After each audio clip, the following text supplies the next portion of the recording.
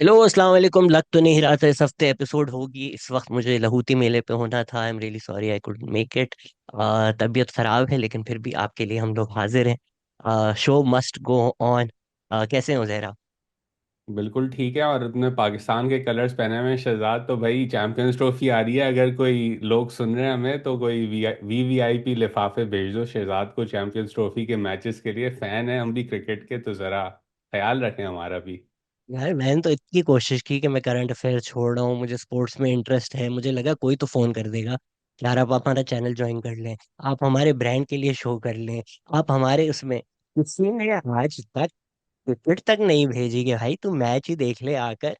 कोई इज्जत नहीं है या हमारी। हुसैनी, अगर आप सुन रहे हैं तो जरा प्लीज कांटेक्ट करें टीपी को। ईमेल एड्रेस क्या है शहजाद हमारा, जरा नीचे लिख दें। Pakistan@gmail.com. Please contact us.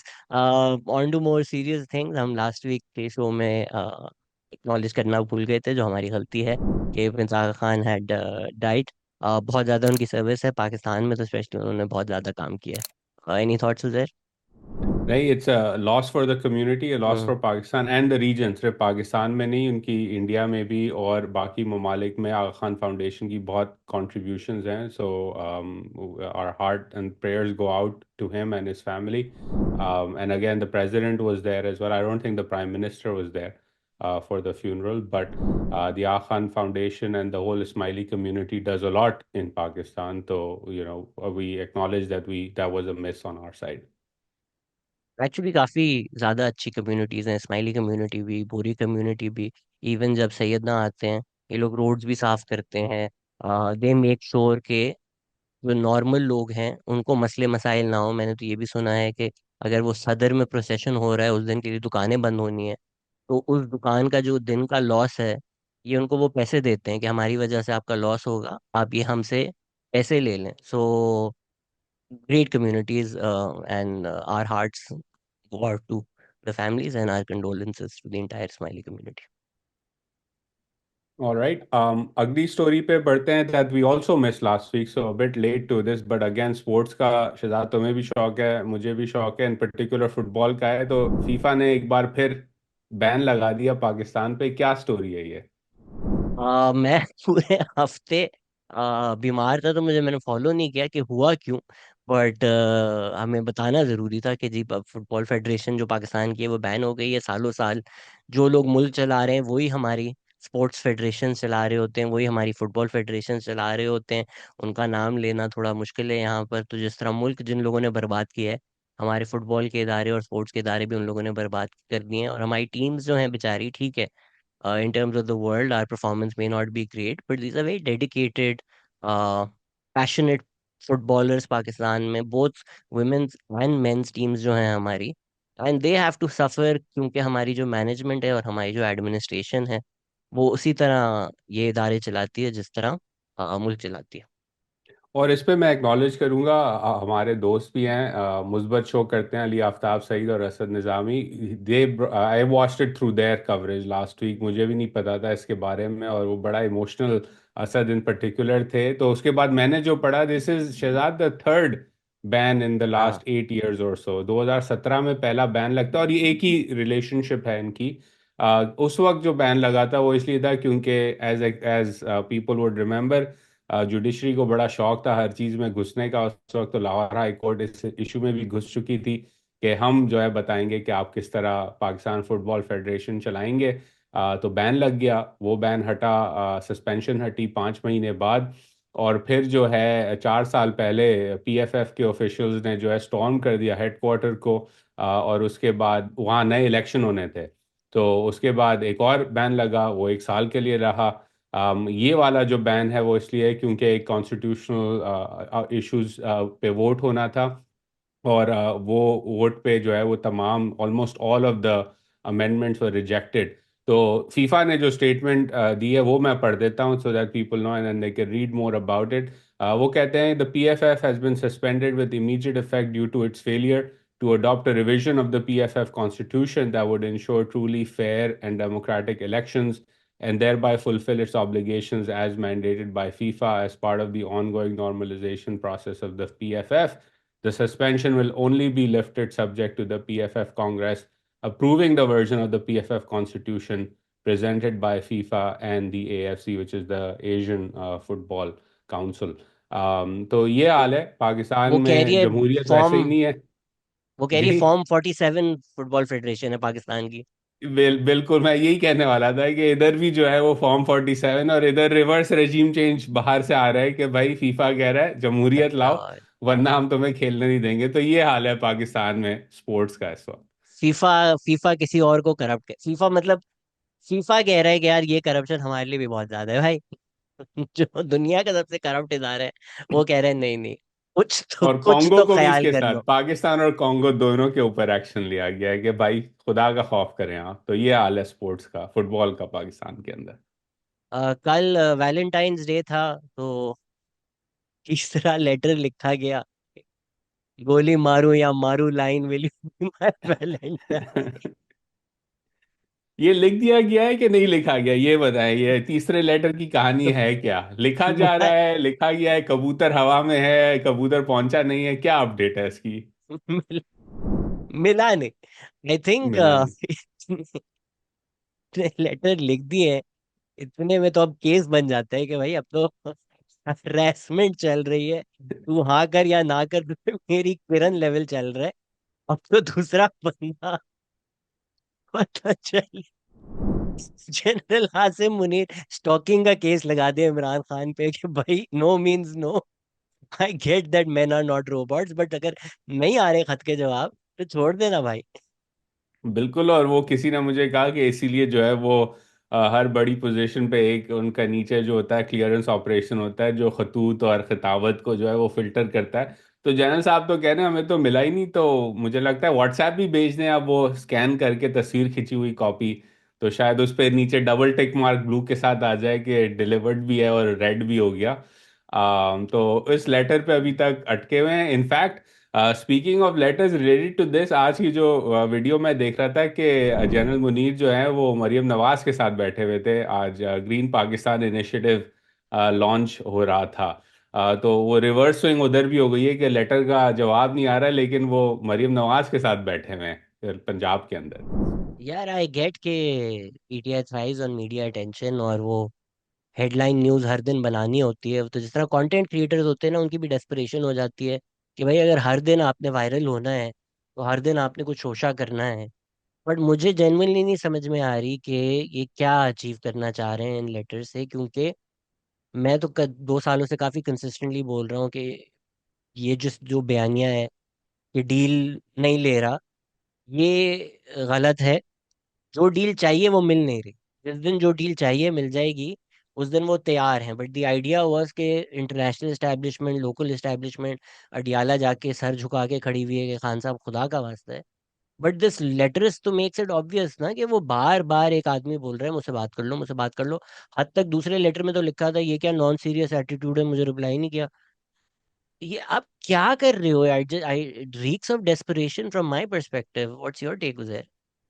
I mean it's also confusing, and PTI की अपनी स्ट्रैटेजी समझ नहीं आ रही है। I explain why in my mind. आप एक तरफ former prime minister Imran Khan jail में हैं, काफ़ी टाइम से उनकी पार्टी के ऊपर तशद्दुद हो रहा है, बिल्कुल हो रहा है। क्या इलेक्शन फ्री और फेयर था? बिल्कुल नहीं था।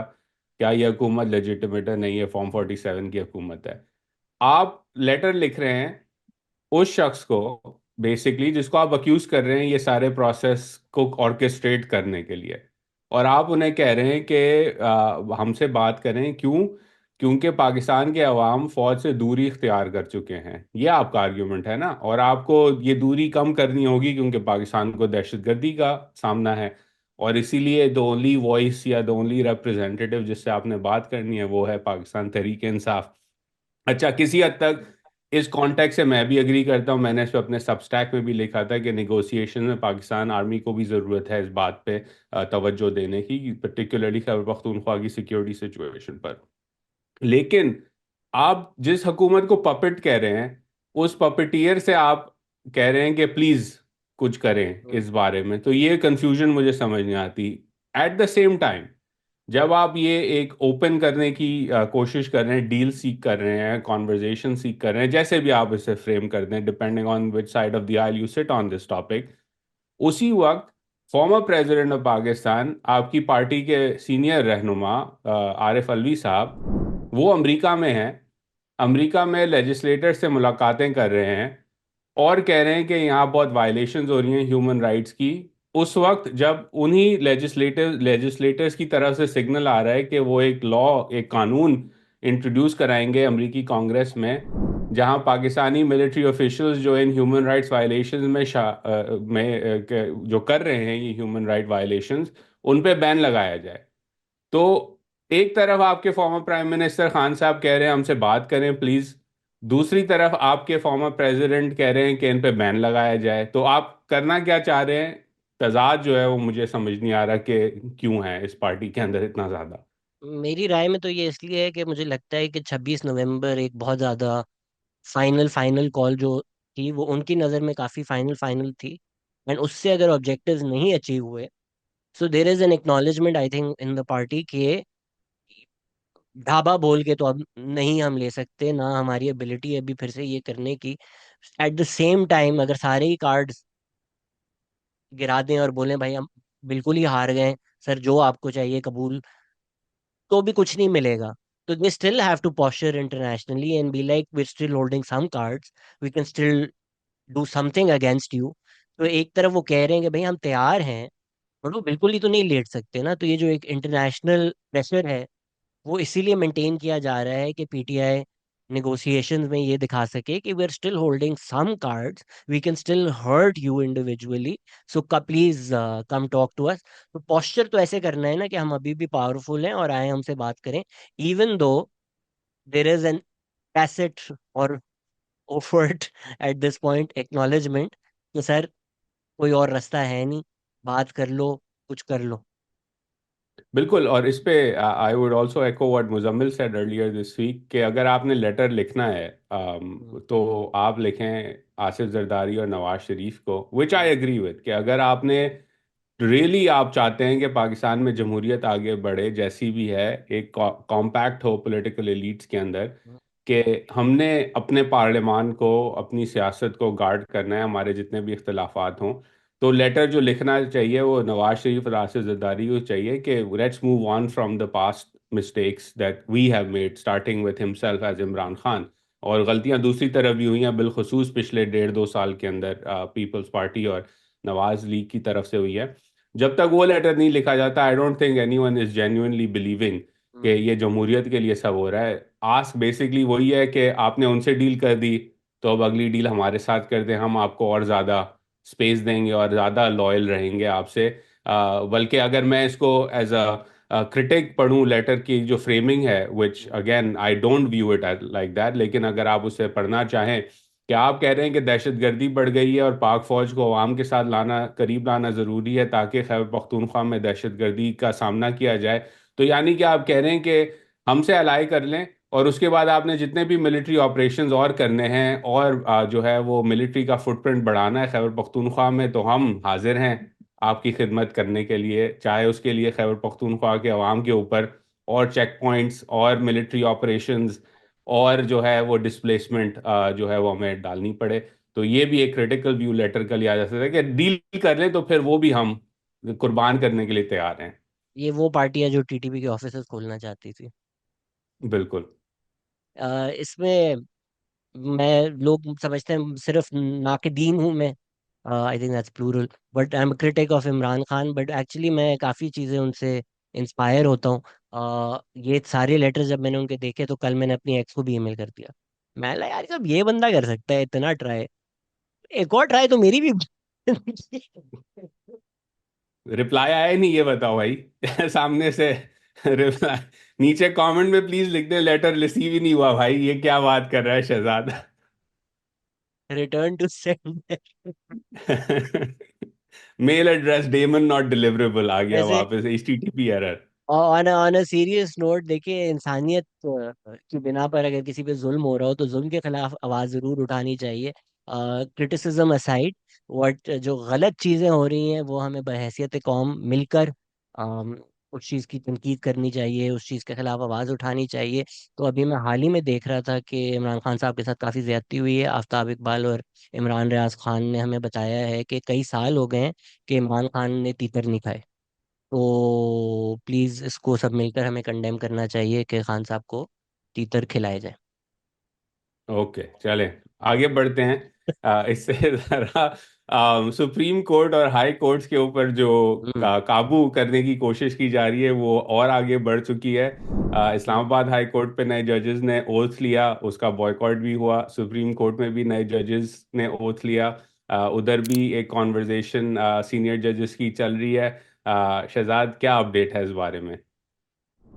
आई सॉ कि ये लोग प्रोटेस्ट कर रहे थे सुप्रीम कोर्ट के दरवाजे पे, सलाउद्दीन अहमद एंड को। तो एक नई लॉयर्स मूवमेंट बनती हुई नजर आ रही है।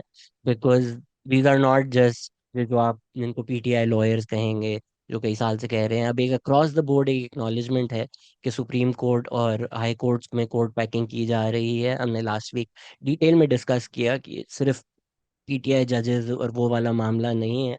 तो क्वाइट क्लियरली कोर्ट्स जो हैं उनको बिल्कुल ही न्यूटर करने की कोशिश की जा रही है, और उसके खिलाफ there might be a new lawyers movement. वो उस तरह नहीं होगी जिस तरह एतजाज एहसन और कुर्द और वो जमाने थे, क्योंकि उस टाइम जनरल क्यानी के भी इंटरेस्ट और लॉयर्स मूवमेंट के इंटरेस्ट अलाइन हो चुके थे। तो शायद उस लेवल पे एक मास लेवल मूवमेंट जो चेंज कर सके शायद ना हो सके। But there will definitely be, I think, a stronger reaction from lawyers all across Pakistan, if not the bars themselves. I think you hit the nail on the head के timing और जो हम्म। Alignment है वो एक issue रहेगा। अगर इस movement ने आगे बढ़ना है तो आई थिंक एक इन्फ्लेक्शन पॉइंट ऑब्वियसली आएगा, वो 2027 होगा, when the chief term is up and he is due for another 5 year extension, जो कि कानूनन इस हुकूमत ने तो सरेंडर से भी आगे जा चुके हैं कि 32 हम्म। तक का रास्ता खोल दिया है। तो that will lead to an inflection point. इस इशू पर जो पांच ये acting chief justice Islamabad high court हैं, जस्टिस सरदार मोहम्मद सरफराज डोगर साहब, उनकी ओथ सेरेमनी थी। लॉयर्स बॉडी, जैसे आपने कहा, रिजेक्ट किया है इस अपॉइंटमेंट को। और पांच जस्टिसेस जो हैं, जस्टिस मोहसिन अख्तर कियानी जो कि सुप्रीम कोर्ट की ओथ टेकिंग सेरेमनी में गए हुए थे, तारिक महमूद जहांगीरी, बाबर सत्तार, सरदार एजाज इसहाक खान और समन रफत इम्तियाज जो हैं, उन्होंने इस सेरेमनी को अटेंड नहीं किया। अगेन ये वही जजेस हैं जिन्होंने सर्वेलेंस के ऊपर भी लेटर लिखा था जस्टिस कयानी को हम्म। कि आप इस पे कुछ करें। इसके साथ साथ नए 7 नए जजेस ने सुप्रीम कोर्ट के, उन्होंने भी ओथ लिया। याया आफरीदी साहब जो कि चीफ जस्टिस हैं पाकिस्तान के, उन्होंने ओथ एडमिनिस्टर किया। और सेरेमनी जो है वो बाहर की गई थी, जो कि अमूमन नहीं किया जाता।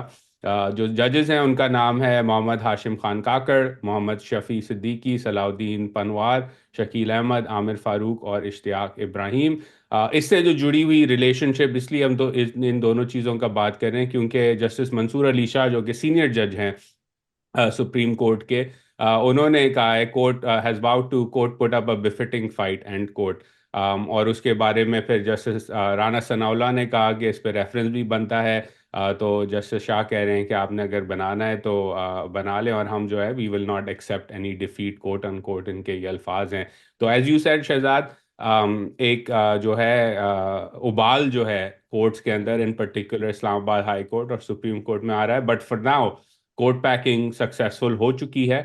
और ये जो तमाम ड्रकोनियन कवानी है, इस पर हम बात भी कर चुके हैं, पीका की अमेंडमेंट्स इंक्लूडेड, लगता ऐसा ही है कि कोर्ट्स ने इन्हें जो है वो टाल देना है और कहना है कि पार्लियामान के पास हक है हम्म। अमेंडमेंट्स करने का, और ये कॉन्स्टिट्यूशनल बेंच पे जाएगा मुझे लगता है, और कॉन्स्टिट्यूशनल बेंच ने इसे जो है वो कलअदम करार नहीं देना। At least that's my view given the packing that has happened. I don't know if you disagree with that. नहीं नहीं, absolutely, I think within the courts the battle has been lost. Justice Mansoor Ali Shah कुछ भी कहें, court के अंदर से नहीं जीती जा सकती। अगर एक मास लॉयर्स मूवमेंट सड़कों पर आकर कुछ कर सके तो कुछ कर सके, जो भी मुझे लगता है कि नहीं हो सकता।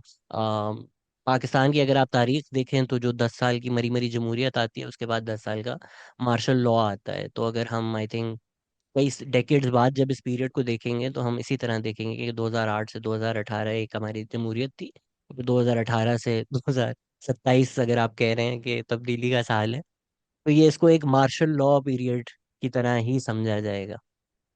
आई fully agree. I I think मैंने पार्लियामान जब 22 की ख़त्म हो रही थी, 18 से 22-23 तक की, तो एक ऐसे भी लिखा था, आई थिंक उसका टाइटल था the parliament that murdered democracy. तो आई फुली एग्री कि नॉट दिस पार्लियामेंट, इससे पिछली वाली जो थी, उसका उसकी जो तारीख जब लिखी जाएगी वो यही होगी कि इन्होंने रास्ता खोला था बेसिकली ऑथोरिटेरियनिज्म का पाकिस्तान के अंदर। हाइब्रिड से हम आगे जा चुके हैं। अगर लोगों को लग रहा है कि हम बात नहीं करते इस बात पे, तो let's be very blunt, hybrid से अब हम ऑथोरिटेरियन रजीम में जा चुके कई हैं। इस पर कई कोई डाउट टाइम नहीं से है। मैं क्वाज़ी मिलिट्री रूल कह रहा हूँ। तो जो लोग कहते हैं हम नहीं बात करते, I not much I can say to them. अच्छा जी, चलें आगे बढ़ते हैं। आबिद हुसैन ने एक बड़ी ज़बरदस्त स्टोरी लिखी है रेमिटेंसेस के ऊपर। इस पे भी हम दोनों बात करते रहे हैं कि जो रेमिटेंस बॉयकॉट की डिमांड थी वो नहीं चलेगी। तो डेटा जो आया है जनवरी का रेमिटेंसेस का, again Pakistani sent more than $3 billion to Pakistan in January. Second consecutive month है जहां $3 अरब से ज़्यादा का इनफ्लो आया है। और 2024 में रिकॉर्ड हाई पाकिस्तान में रेमिटेंसेस आई थी 34 अरब डॉलर की, जो कि 32% इंक्रीज था 2023 से। इसके अंदर मैं, बिफोर गेटिंग योर टेक, जो स्टोरी आबिद ने लिखी है वो बड़ी इंटरेस्टिंग है, because he has quotes from the workers who send remittances. तो उसके अंदर एक कबीर हैं जो कि पीटीआई सपोर्टर हैं, अकॉर्डिंग टू द रिपोर्ट। वो लिखते हैं कि जहां उनको लगता है कि, वो कहते हैं जहां उनको लगता है कि खान साहब की कॉल में कुछ वजन है, लेकिन ये कोई चॉइस नहीं है हमारे लिए। तो उनका कोट है कि ये आसान है कहना कि हम पैसे देना बेच दें, लेकिन हम अपनी खानदान के लिए काम करते हैं यहाँ पे। और हमारे बच्चा जो भाई बहन हैं, पेरेंट्स हैं, ग्रैंड पेरेंट्स हैं, उनके लिए पैसे बेचते हैं। और वो एंड में बड़ा फनीली कहते हैं कि अगर मैं अपनी वालदा को कहूँ कि मैं उन्हें पैसे नहीं भेज सकता क्योंकि खान साहब ने कहा है कि ना भेजें, तो वो शायद मुझे कह दें कि तू फिर चले जा जेल में बैठ जा खान साहब के साथ। तो हंसते हंसते उसने आबिद को ये कोट दिया जो कि स्टूड स्टूड आउट किया मेरे लिए। तो Shahzad, what's your take on record remittances coming in and remittance boycott की डिमांड? हम काफी दफा यार ये चीज डिस्कस कर चुके हैं। भाई किसी के बाप को शुगर है, वो बोले नहीं तुम मर जा, मैं नहीं भेजूंगा पैसे, ये हो नहीं सकता, राइट? एंड अगेन, जो लोग शोर मचाते हैं ऑनलाइन, वो यूके से हैं, वो यूएस से हैं, वो कनाडा से हैं। जबकि 50% से ज्यादा रेमिटेंसेज जो आती हैं वो आती हैं गल्फ कंट्री से, अरब कंट्री से। यहाँ पर मोस्टली जो लोग रेमिटेंसेज भेज रहे हैं वो अपर मिडिल क्लास लोग नहीं हैं, ये मजदूर लोग हैं जो गए इसी काम के लिए हैं कि वो थोड़ा बहुत पैसा कमा सके, जो सफर कर रहे हैं, जो 16-16 लोग एक छोटे से कमरे में रह रहे होते हैं। उनको जाकर इमरान खान बोलें कि अब तुम लोग जो हो अपने घर वालों को पैसे ना भेजो, सेंस बियॉन्ड सेंसलेस बात है। Because there is an idea कि वो अगर आप इमरान खान के साथ हैं तो बस फिर आप कुछ नहीं कर सकते। ये शौकत तरीन ने जिस तरह वो आईएमएफ वाली लीड कॉल में बोला था ना, भले मुल्क बर्बाद हो जाए, तुम्हारे लीडर को बुरा बोला ये तुम्हें चीज बुरी नहीं लगी। तो ये जो सेल्फ सैक्रिफाइस की हद तक गुजर जाओ इमरान खान के लिए, आई डोंट अंडरस्टैंड कि अपनी जिंदगी छोड़ के, अपना खानदान छोड़कर, सालों साल सफर कर कर इन ह्यूमेन कंडीशंस में लेबर क्लास हमारी यूएई में, सऊदी में काम कर रही है, सिर्फ इसलिए कि यार इनके माँ बाप, इनके बीवी बच्चे, उनके जो थोड़े बहुत खर्चे हैं अस्पताल के, बच्चों के स्कूल के, वो पूरे कर सके आदमी। ये वो लोग हैं, उनको आप किस मुंह से जाके बोल सकते हो नहीं आप, तुम लोग इन लोगों को रेमिटेंसेस नहीं भेजोगे? So we have always said it was a senseless campaign, and I think PTI should realise कि ये फेल हो चुकी है and stop this nonsense. I agree. Underappreciated news. I don't know, Shahzad, if it's been in the media in Pakistan or not, क्योंकि इस हफ्ते मैं travel कर रहा था। I don't think it has been, लेकिन कराची में एक बड़ा gruesome मर्डर हम्म। हुआ है related to drugs and smuggling and sales of drugs. I don't know if you want to kickstart this part of the conversation in terms of कि क्या story है ये और क्या latest developments हैं। दिस इज द मुस्तफा हकीम का जो hub में गाड़ी जला दी गई ना, जी, मुस्तफ़ा अमीर की जो गाड़ी उसमें जली है। तो उसके दोस्त इन्वॉल्व है, राइट? यस। तो that was done for ransom, तो उसके दोस्तों ने, अपने ही दोस्तों ने डीएचए से उठाया, रैंसम कॉल की, and then burnt the body. It just, it's या हॉलीवुड और बॉलीवुड और Lollywood screenplay at work. या और इसकी जो मुझे जो इसका पता चला शुरुआत में, वो ऐसे पता चला कि जब रेड होती है, जो सस्पेक्ट का नाम है अरमगान डिफेंस में। तो friend of mine lived in that area, तो वो कहता था यार इस घर से हमेशा जो है ना, हर थोड़े दिन बाद या almost every other day firing की आवाज़ आती थी, एरियल फायरिंग की, और पता नहीं कौन रहता था यहाँ पे। तो then I started paying attention के स्टोरी क्या है। तो अब तक जो डिटेल्स आई हैं मीडिया के अंदर, वो ये है कि अरमगान ने मुस्तफ़ा को 6 जनवरी को बुलाया डीएचए के घर में। वहाँ उनकी कोई मुंहमारी हुई या लड़ाई हुई। उसके बाद जो है मुस्तफ़ा को बांधा उन्होंने, and they beat him up, after which he shot him around 11 PM। उसके बाद गाड़ी में, अमीर की अपनी गाड़ी में उन्हें लेके गए हब में, और वहाँ जला दिया गया। और उसके बाद जो है डीआईजी साहब कहते हैं कि जब हमें ये पता चला कि किडनैपिंग हुई और रैंसम कॉल गई है, तो हमने वहाँ रिपोर्ट किया, डीएचए में रेड डाली, वहाँ हमारे ऊपर फायरिंग हुई। They found automatic guns, shot guns, weapons, all sorts of things in Armaghan house. और अभी तक लग ये रहा है कि अरमगान जो है वो किसी ना किसी तरह ड्रग्स रैकेट में भी शामिल था। तो इट्स अ ग्रूसम मर्डर, और almost like out of a crime drama. Basically drugs, elites, weapons, and then a gruesome murder of a associate or friend in really terrible conditions. Yeah, and we rarely get a chance to say this, but well done, Karachi police, I guess. That's true. They reported very quickly, and I think also glad to hear कि जो DSP साहब हैं और constable हैं जिन्हें गोलियां भी लगी हैं, वो अब बेहतर कंडीशन में हैं। तो अगेन, जहाँ हम क्रिटिसाइज करते हैं पुलिस ऑफिसर्स Yeah, को, वहाँ हमें रिस्पेक्ट भी देनी चाहिए कि मशीन गन की फायर हो रही हो आपके ऊपर और आप फिर भी रेड करें, and then you end up in hospital. So salute to the officers involved for चल, डूइंग देयर वर्क। तुम तो अमेरिका में रहते हो, तुम्हारे लिए नॉर्मल ही है, बट फॉर मोस्ट मुहज़्ज़ब मुआशरा इन द वर्ल्ड, पाकिस्तान को ये रियलाइज करना पड़ेगा कि ये नॉर्मल नहीं है कि घरों में मशीन गन्स लोगों के पास हैं। आप अगर रोड पे जा रहे हैं, 6 लोग यूं मशीन गन पॉइंट करके डाले हुए बैठे हुए हैं आपके ऊपर, कोई दुनिया का मुहज़्ज़ब माशरा इस तरह नहीं जीता। This is not something that is normal in most societies around the world. या except America Yeah, that's why I unfortunately, said जहाँ it's वॉलमार्ट पे not you. वॉलमार्ट पे आप ऑटोमेटिक गन्स की जो है बुलेट्स खरीद सकते हैं, कोई मसला नहीं है आपके पास। Yeah, yeah. इनफैक्ट अभी I don't know if you seen it, I haven't watched the whole season of the show Mo, season 2 उसका आ गया है। बड़ा जबरदस्त है। उसके अंदर उसका जो दोस्त है मो का, वो कहता है, because he is a immigrant, Palestinian immigrant into America, वो जोक करता है कि मैं डैलस जा रहा हूँ और डैलस में गन शो है और मैंने वहाँ जो है डबल बैरल शॉटगन जो है वो उठा लिया अपने लिए। तो उसका दोस्त दूसरा कहता है, this is the most American thing I have seen you do in your whole life in America. तो कहता है, yes I have a double barrel shotgun that I am buying. वो टेक्सास में रहते हैं, तो I think yes this that is is.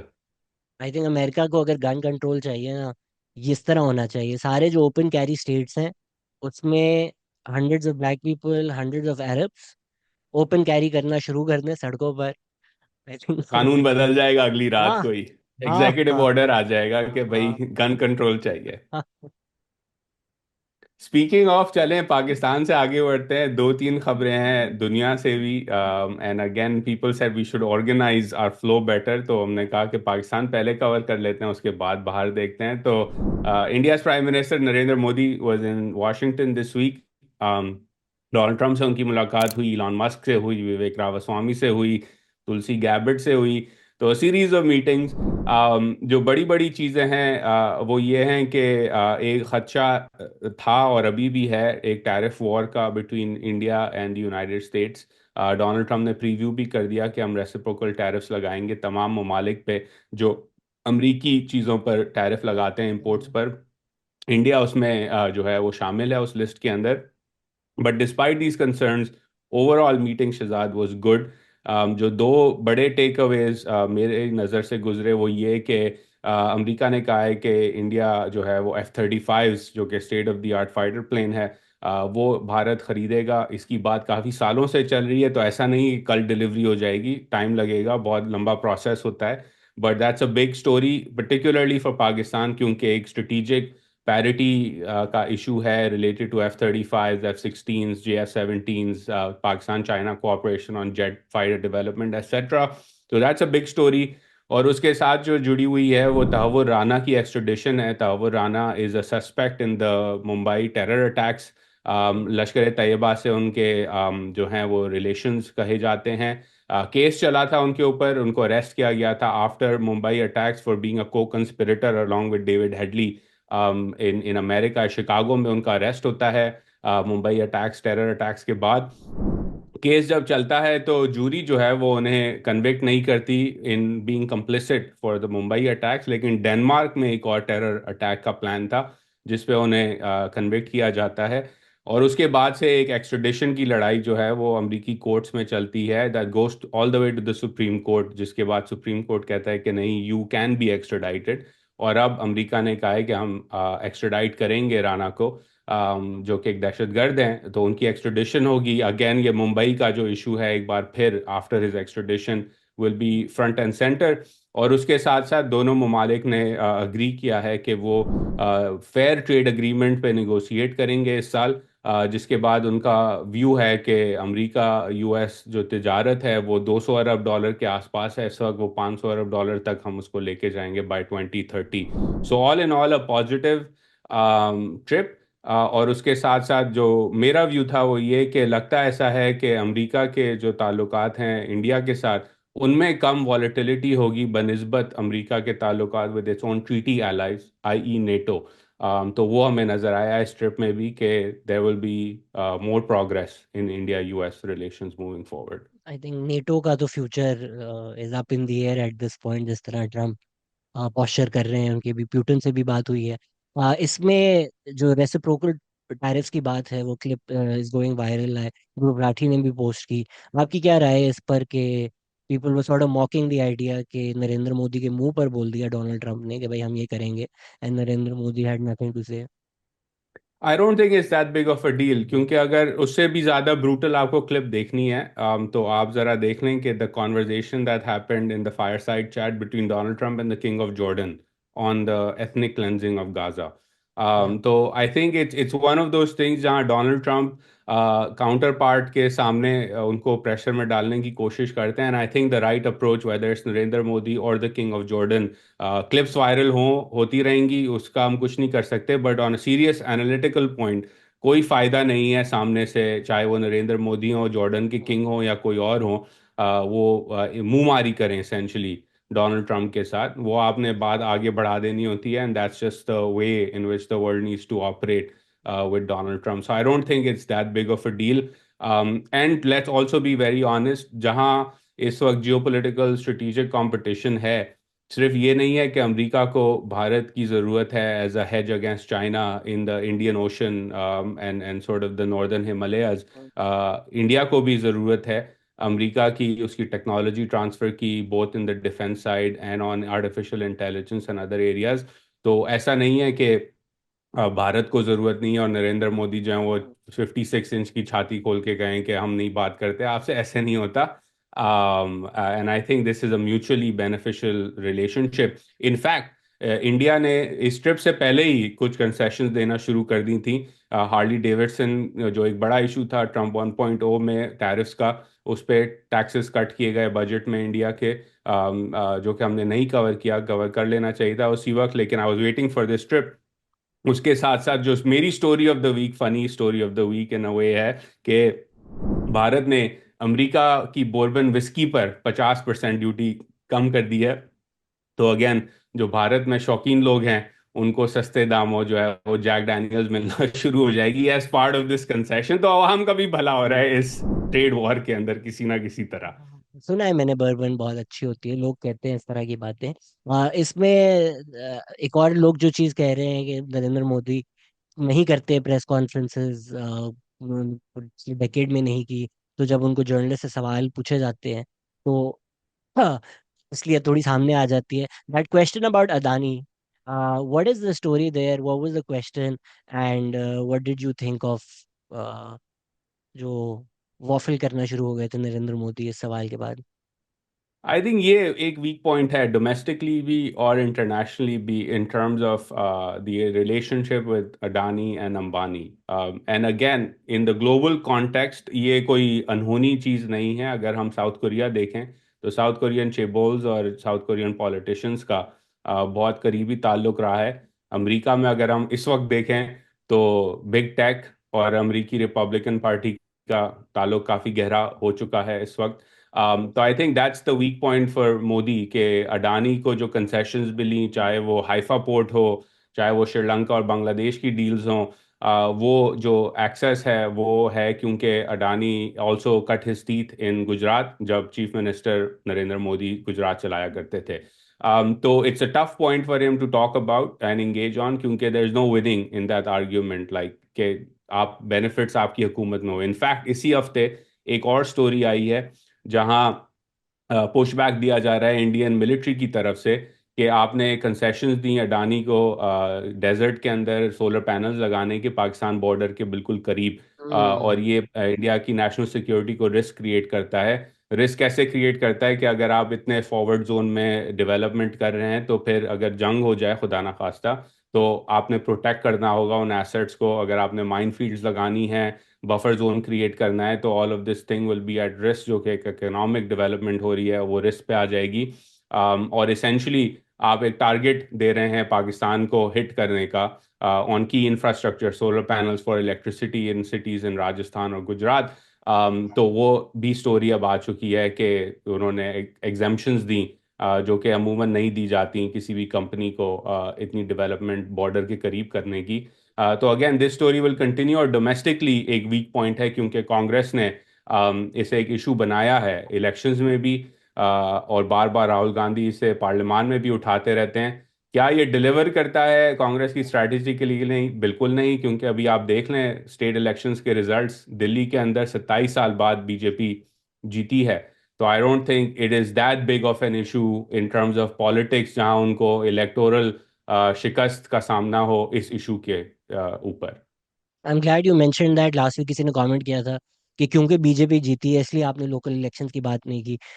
मुझे तो पता भी नहीं था वहाँ इलेक्शंस हुए हैं। तो यार हमारे जो इंडिया से लिसनर्स हैं ना वो भी थोड़े स्किज़ोफ्रेनिक हैं। एक मैं भी कमेंट्स देख रहा था, कहते हैं बजट पे आपने बात नहीं की, बजट पे बात करें। दूसरे कहते हैं इंडिया की बात किए बगैर जो है आपका शो हजम नहीं होता। तो भाई आप खुद ही डिसाइड कर लें कि क्या हम कवर करें या ना करें। जब नहीं करते तो कहते हैं आपने नहीं किया क्योंकि बीजेपी प्रो स्टोरी थी, और जब करते हैं तो कहते हैं कि आप इंडिया कवर करते हैं ताकि आपको व्यूज मिले। तो भाई इंडिया के व्यूअर्स प्लीज खुद डिसाइड कर लें नीचे कि क्या करना चाहिए हमें। इट्स यार, ये जब ये लोग बात करते हैं ना, जो ये बात करता है वो यही कहना चाहते हैं कि सारी जो पॉजिटिव है वो आप करें। सिंस यहाँ पर भी जो लोग बोलते हैं इमरान खान से आपकी रोजी रोटी चलती है, ये कभी उन लोगों के बारे में नहीं बोला जाता जो रोज प्रो इमरान खान ब्लॉग बनाते हैं, जबकि एक्चुअल रोजी रोटी उनकी चल रही है। बट उनको कभी जिंदगी में ये कमेंट्स नहीं आते कि इमरान रियाज खान तेरा घर इमरान खान के नाम से चलता है। उनको नहीं बोला जाता। जो तनकीद करते हैं उनको बोला जाता है।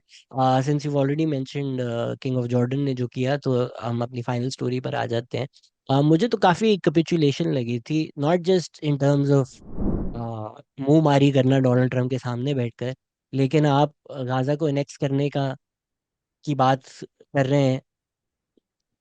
बिल्कुल ही कैपिचुलेशन कर दी किंग ऑफ जॉर्डन ने। And then if you look at Jordan's policy, it's posture करने को, वो जो खातून है जॉर्डन की, जो क्वीन है, वो बोलती रहे सोशल मीडिया पर जो भी। बट जॉर्डन ने जो किया है पिछले 1.5 साल में, 2 साल में, they haven't done anything for Palestine.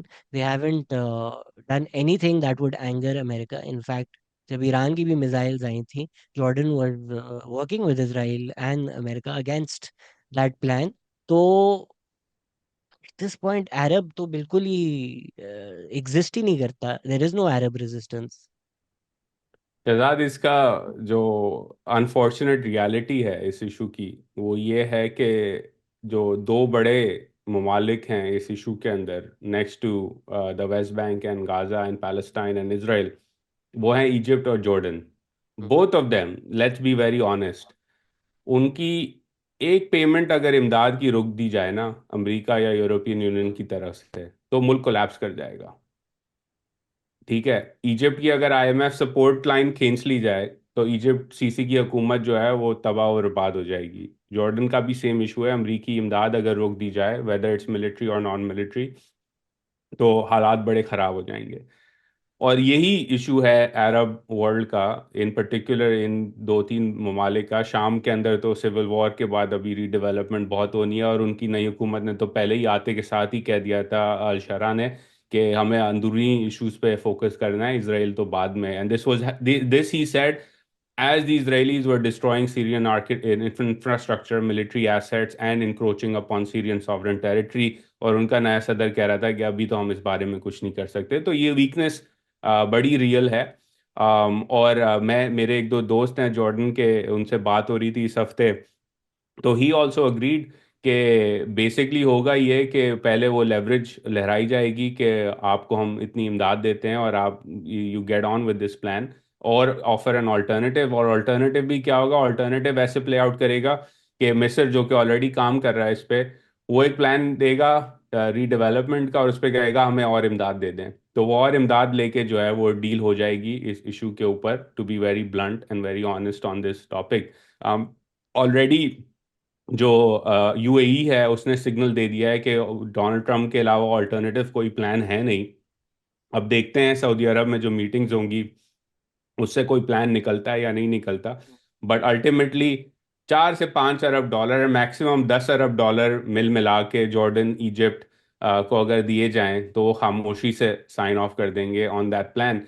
Which is the core issue, कि जब आपके पास इकोनॉमिक सॉवरेंटी नहीं होती तो आपके पास foreign policy, national security sovereignty नहीं रहती बिल्कुल भी। चाहे आप जॉर्डन हो, इजिप्ट हो, पाकिस्तान हो, या कोई और मुल्क हो दुनिया का, this is the reality. And the fact of the matter is that the Arabs in particular, Egypt and Jordan, are weak and they can be negotiated with over $5 to $10 billion। इसमें हिस्टोरिकल एजेंसी ऐड करना जरूरी है। I think Egypt in particular was made to be weak. जब उन लोगों ने कोशिश की ड्यूरिंग नासिर टाइम, ना तो मच लॉन्गर डिस्कशन, तो जिस तरह स्ट्रेटेजिकली रंग कर कर फोर्सेस भेजकर आपने मुल्क बर्बाद किया, ये जब सीआईए के डॉक्यूमेंट्स डीक्लासिफाई होंगे तो सारी तारीख उसकी बताई जाएगी। बट जहाँ इकोनॉमिक सॉवरेनिटी है भी, whether that Saudi Arabia, whether that UAE, उनके क्या हालात हैं? यूएई में अभी किसी रिप्रेजेंटेटिव ने बोला है कि ये तो होना ही था, जो गाजा में हो रहा है आज नहीं तो कल, ये तो होना ही था। तो इसीलिए हम पाकिस्तान में भी जो ये इस तरह की बातें करते हैं कि मुस्लिम उम्मा है और सारे मुस्लिम कंट्रीज जो होती हैं, और just by virtue of the fact that there Muslim, वो अलाइड हैं, उनके इंटरेस्ट, इस तरह फॉरेन पॉलिसी प्ले आउट नहीं होती, इस तरह मुल्क नहीं एक्ट कर रहे होते। तो it's rather unfortunate, there is an argument that's often made that Israel surrounded by Arab countries and Muslim countries, but the truth is I think Palestine is surrounded by American satellite states. तो आप वो पूरा reason देखें, Palestine stand out करता है। And at this point it seems like for countries like UAE and Saudi Arabia, तो it's almost problem that they would rather get rid of. और जो वो अपनी तरक्की देखना चाहते हैं या अपना रोल देखना चाहते हैं, अ, अगर फलस्तीन नहीं एग्जिस्ट करेगा तो उनके लिए तो बेहतर है वो, बिकॉज फिर वो खुलकर एलाई कर सकते हैं without, not that they care much about PR, but without any criticism whatsoever. And again इस पे हम पहले भी शो पे बात कर चुके हैं, इस शो पे नहीं, I think when we spoke on your podcast, right, कि जब आप किसी चीज को नुआंस लेंस के थ्रू नहीं देखते तो आपको बड़ा आसान लगता है कि अरब सराउंडेड बाय इसराइल और इसराइल अगेंस्ट एवरीबडी एल्स, और अमरीकी साजिश या इसी तरह के आपको सूटेबल लगते हैं सिंपलिस्टिक बयानी। But in the Middle East as well, लोग पाकिस्तान में इन पर्टिकुलर बड़ा सिंप्लीफाई कर देते हैं, बट रियलिटी इज कि ये बड़ी complex chess game regional actors एक दूसरे के साथ खेल रहे हैं। फॉर एग्जांपल, टर्की जो है वो 100 साल बाद दमास्कस में इन्फ्लुएंस बढ़ा रहा है अपना। Since the fall of the Ottoman Empire they haven't been this influential in Syria, in the Levant, as we know it from historical records, right. तो टर्की, सऊदी अरेबिया, यूएई की एक game चल रही है। ईरान, सऊदी अरेबिया, यूएई की अलग game चल रही है because of the proxies and the Shia militias versus the Saudi and the Arab states in particular. Hezbollah और लेबनान के अंदर लेबनीज एलीट्स की एक अलग गेम चल रही है, इस पे तो हमने बात भी नहीं की, उस पर भी एक दिन बात करेंगे कि किस तरह नई हुकूमत बनाई गई और हिजबुल्लाह को साइडलाइन किया गया है through American intervention and American pressure with the new government in Lebanon. Egypt और जॉर्डन की हमने अभी बात कर ली, और फिर सऊदी अरेबिया और यूएई की एक अपनी अलग राइवलरी है जो कि यमन के अंदर भी नज़र आती है, रीजनल एक्टर्स के अंदर भी नज़र आती है। MBZ जो कि मेंटोर समझे जाते थे मोहम्मद बिन सलमान के, उनकी एक रिलेशनशिप में जो है वो कमी आई है लेवल ऑफ क्लोजनेस के अंदर। तो ये एक अलग गेम है। तो there are multiple vectors of this geopolitical chess that is being played in the region. तो ये सिंपलिस्टिक जो चीज़ है कि वन अगेंस्ट एवरीबडी एल्स और अरब यूनिटी, आई थिंक ये बयानात में या जुम्मे के खुतबे के अंदर बड़ी अच्छी लगती है, असल में जो है वो गेम बड़ी कॉम्प्लेक्स है और सबके अपने अपने इंटरेस्ट्स हैं। अर्दोगान पाकिस्तान विजिट, आपकी राय? I think it's an important visit. वो डेलीगेशन लेकर आए हैं बिजनेस की, ट्रेड की, मिलिट्री कोऑपरेशन की, एंड आई थिंक इंटरेस्टिंग होगा देखना कि कहाँ जाती है ये relationship. Again speaking of like cronies and access to cronies, हमने पहले भी बात की कि किस तरह big capital works through leaders. तो अपेरेंटली जो हैं वो शरीफ खानदान के जो बेटे हैं शहबाज शरीफ साहब के, मेरे ख्याल में गालिबन वो बड़ा क्लोज हिस्सा थे इस डेलीगेशन का, क्योंकि उनके बिजनेस इंटरेस्ट्स हैं तुर्की के अंदर। तो again it's an important trip in particular military side पर, क्योंकि टर्की की जो डिफेंस इंडस्ट्रियल कॉम्प्लेक्स है इनोवेशन के अंदर, वो रिलेटिवली स्पीकिंग बहुत ज़्यादा आगे है, इन particular development of drones and advanced aircraft. तो ये इंटरेस्टिंग होगा देखना, अगेन क्योंकि हमने F-35 की बात की, तो पाकिस्तान के लिए ज़रूरी होगा on it's industrial defence side के वो ऑल्टरनेटिव इक्विपमेंट है वो तलाश करे, क्योंकि अगर F-35 इंडिया को मिल रहा है तो आपको वहाँ से वो एडवांस चीज़ें अब नहीं मिलेंगी, काफ़ी टाइम से नहीं मिल रही। तो या तो चीन हो या तुर्की हो, वहाँ से आपको एसेट्स की ज़रूरत होगी। रूस का हाल यूक्रेन में हमने देख लिया है कि उसकी इक्विपमेंट कितनी केपेबल है। तो I think it's an important trip for Pakistan. लेकिन उसके साथ साथ फिर पाकिस्तान को बैलेंस करना होगा between Saudi Arabia, UAE, its relationship with Turkey, and the internal issues in the Arab world as well. तो tough year for Pakistan on a foreign policy side, क्योंकि बहुत volatility रहेगी इस साल। इसमें बस एक इमेज अच्छी थी कि Asifa Bhutto was driving Erdogan. I think दुनिया भर में जहाँ मुस्लिम वर्ल्ड को बहुत रिग्रेसिव समझा जाता है in terms of women's rights, और सालों साल तक सऊदी में तो बैन था औरतों का गाड़ी चलाना। तो एक मुसलमान मुल्क में एक बहुत बड़े मुसलमान leader being driven women in a car, nice nice imagery. या आई एग्री। वो गाड़ियों के लीडर्स को चलाने का एक वैसे ही रिवाज पाकिस्तान में बढ़ चुका है, तो ठीक है अगर खातून चला रही हैं तो और बेहतर बेहतर है। I think it would have sent women's rights few years back in Pakistan अगर आसिफा ठोक देती। भाई शुभ शुभ बातें करो। अगर तो एक्सीडेंट हो जाए, I think people had field day. उसके बाद शहबाज शरीफ ने भी गाड़ी चलाई और मेरी नमाज पीछे बैठी हुई थी। तो देखे यार, अब सब फॉलो कर रहे हैं एक आदमी बिल्कुल। को, एक आदमी सबका को। सबका ये फोटो अब जो है वो जरूरी हो गया है अब या दिखाना कि या हम भी गाड़ी में बिठा के टूर या करवा सकते हैं हमें भी लोगों को। गाड़ी चलाने आती है। Just to end it, Sindh के बहुत बड़े पोएट थे आकाश अंसारी, ही डाइड। उनके घर पे आग लग गई, अभी नहीं पता चला हैदराबाद में कि क्या हुआ, but our condolences to the entire family and again it's a tragedy.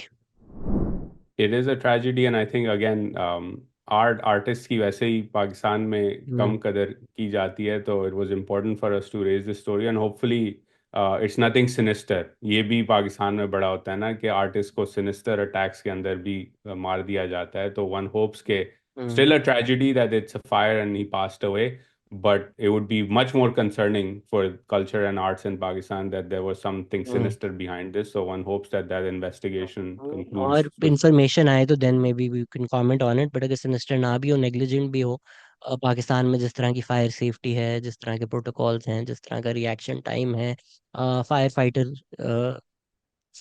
तो अच्छे लोग होंगे, I I don't like judging individuals, but generally fire department को जिस तरह हम लोग रन कर रहे होते हैं, कराची में हमने इतने वाकये देखे कि आग लगी, फायर ट्रक्स आए, उनमें पानी ही नहीं था, फायर हाइड्रेंट्स तो कॉन्सेप्ट है ही नहीं। जहाँ खड़े होते हैं फायर ट्रक्स, उनके सामने आके लोग गाड़ियां खड़ी कर देते हैं, रास्ता ब्लॉक कर देते हैं। तो जो पूरा का पूरा इंफ्रास्ट्रक्चर भी है वो जिस तरह का है, अभी कराची में दो दरिया पर भी एक रेस्टोरेंट पर आग लग गई थी। तो ये मल्टीपल केसेस होते रहते हैं। एंड आग लगना, एक्सीडेंट्स होना, ये दुनिया भर में होता है, ये इतनी कोई अजीब बात नहीं है। But having almost a non existent fire department, that that that's concern. इस केस में नहीं, क्योंकि इस केस की हमें अभी इंफॉर्मेशन नहीं आई। अगर इस तरह की आएगी तो हम ज़्यादा डिटेल में कमेंट करेंगे। बट इस तरह जब हम सिर्फ पॉलिटिक्स में और पैलेस इंट्रीग में फंसे रहते हैं ना, इस तरह के इश्यूज डिस्कस करने का हमें टाइम ही नहीं मिलता, ना किसी की अटेंशन जाती है इन चीज़ों पर। No, yes, fully agreed. And मेरी बात हो रही थी 2 साल या 3 साल पहले, because if you are from Karachi you would know as a listener कि चौधरी खलीकुज़्ज़मान रोड पे काफ़ी हाई राइजेस बनी हैं पिछले 5-10 सालों के अंदर। तो मैं सीबीसी के एक लोकल शख्स से बात कर रहा था, मैंने कहा इसकी फायर सेफ्टी का क्या। तो वो हंसने लग गया, वो कहते हैं सर कराची फायर डिपार्टमेंट के पास जो है ना वो 7 या 8 मंजिल से ऊपर की लैडर्स भी नहीं है। तो आप फायर सेफ्टी की क्या बात कर रहे हैं। मैं उस कॉन्टेक्स्ट में बात कर रहा था कि ऊपर क्योंकि गैस की लाइंस नहीं है, तब आपने एलपीजी सिलेंडर्स लगाने होते हैं उन अपार्टमेंट्स के अंदर, काफ़ी सारे अपार्टमेंट्स में। तो मेरा क्वेश्चन था कि भाई LPG cylinder on the 15th floor of a high rise can be dangerous, तो आपने क्या प्लानिंग की है सीबीसी। तो उनका रिस्पांस मुझे ये था कि 7 या 10 मंजिल से ऊपर की तो सीढ़ियाँ भी नहीं हैं, आप तो आगे की बात कर रहे हैं। which again I don't know where it stands today, but this is a couple of years ago जो मेरी बात हो रही थी on the safety protocols। Karachi fire department अगर कोई फॉलो करता है तो प्लीज़ हमें बता दें कि करंट स्टेट क्या है। But as far as I know, hydrants और एक्सेस की तो बात दूर की है शहजाद, लैडर्स भी पूरी नहीं हैं जितनी ऊंची इमारत कराची में बन चुकी हैं इस वक्त।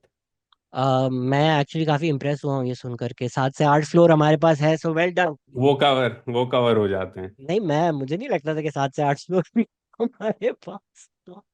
मैं I will take the positives from this कि भाई 7 से 8 फ्लोर तक जा सकता है हमारा या फायर डिपार्टमेंट। ठीक है पाकिस्तान पाइंदाबाद, पाकिस्तान जिंदाबाद, इसी तरह तरक्की करता रहे मेरा मुल्क, एंड चैंपियंस ट्रॉफी आवे ही आवे। कि on a closing note please again, हम स्टोरीज तो हो गई, हाँ। अगर आप या हुसैनी हैं या आप कोई एक्सेस है आपके पास पीसीबी का तो शहजाद बड़े फैन है। लिफाफे वैसे हम नहीं मांगते, लेकिन ये वाला लिफाफा बेशर्मी से मैं मांग लूंगा शहजाद के लिए कि भाई टिकट्स प्लीज भेज दें। हाँ, मैचेस का हमें शौक है, नया स्टेडियम भी बन चुका है, उस पे भी पता। बात करेंगे। हमने पिछले हफ्ते इस हफ्ते बात नहीं की, next week when the matches start के स्टेडियम रीडेवलपमेंट हुई है और कितना काम अच्छा हुआ है, कहाँ थोड़ी सी गुंजाइश और मौजूद है, बट अगेन यार क्या टिकट्स बची। गुंजाइश, बेचारे कर दिया ठीक है, आदमी अच्छा नहीं है लेकिन काम तो अच्छा कर दिया उसने यार। People told him it couldn't be done, made it happen, so credit to Mohsin Naqvi. Yes, credit to Mohsin Naqvi, I agree in terms of the development, but fan experience में अभी भी गुंजाइश मौजूद है। I think PCB can do much better on यार the अब fan Karachi experience. का जो फैन एक्सपीरियंस है वो तो 0/0 ही है। तो क्या ये मैजिक वॉन्ड वो हिला सकता था कि इसमें ठीक हो जाए? But कदाफी कदाफी looks कदाफी is great. Much better. Yes. कदाफी looks great. तो या टिकट्स दे दें हमें, पर मोहसिन साहब ये मत कीजिएगा कि मैं बैठा हूँ तो साथ वसीम सोफे पे आके अकरम इंक्लोजर तस्वीर में बस। वसीम अकरम इंक्लोजर की टिकट नहीं भेजेगा और साथ भी ना बिठा दीजिएगा, पता चला तस्वीर आ रही है, हाँ, शहजाद बैठा हुआ यार है एक तरफ मोहसिन नकवी और दूसरी तरफ नजम सेठी के साथ, तो फिर गारंटीड जो है लिफाफों की का लेवल लग जाएगा। थैंक यू एवरीबॉडी, और मेरे लिए दुआ करें कि ये जो वायरल इन्फेक्शन है ये खत्म हो। Thank you everybody listening, take care, bye.